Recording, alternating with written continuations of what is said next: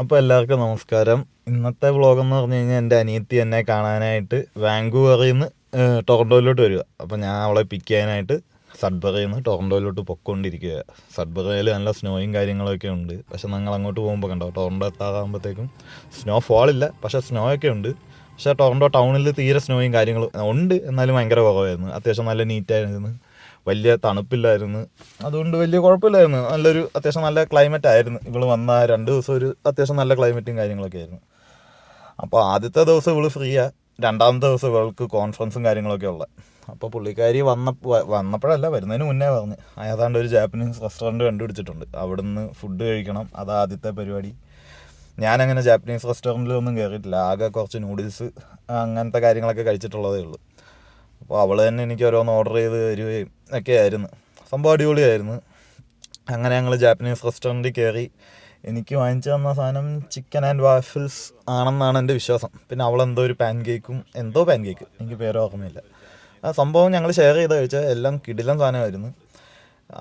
അത്യാവശ്യം നല്ല സ്വീറ്റായിരുന്നു. വാഫിൾസ് നല്ല സ്വീറ്റായിരുന്നു.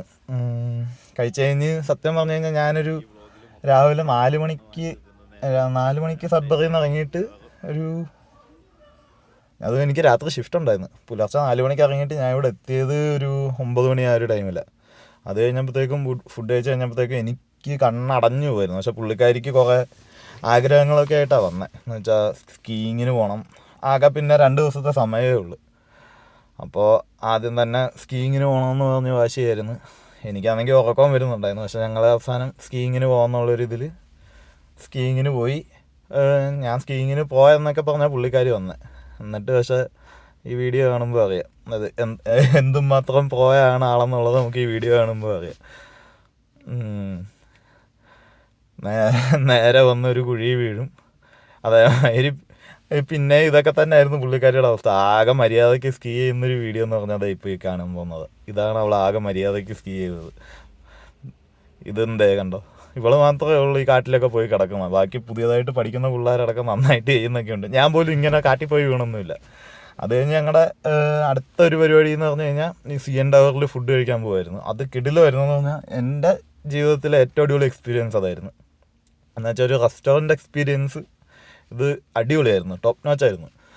കാരണം ഈ നിങ്ങൾക്ക് കാണുമ്പോൾ മനസ്സിലാവുമെന്ന് പറഞ്ഞുകൂടാ, ഈ ടവർ ആക്ച്വലി റൊട്ടേറ്റിങ് എന്നല്ല, റിവോൾവിംഗ് എന്നാണ് ഇവള് പറഞ്ഞത്. റൊട്ടേറ്റിംഗ് എന്ന് പറയരുതെന്നൊക്കെ പറഞ്ഞ് നമുക്ക് ഈ ടൊറൻറ്റോ ചുറ്റും എന്നുവെച്ചാൽ ഫുൾ ടൊറൻറ്റോ കാണാം. നമ്മൾ ടൊറൻറ്റോയിൽ ഏറ്റവും ടോളസ്റ്റ് ബിൽഡിങ്ങിലിരുന്നാണ് ഈ ഫുഡ് കഴിക്കുന്നത്. അതുകൊണ്ട് നമുക്ക് ഫുള്ള് കാണാം. അത് ഒരു സൂപ്പർ എക്സ്പീരിയൻസ് ആയിരുന്നു.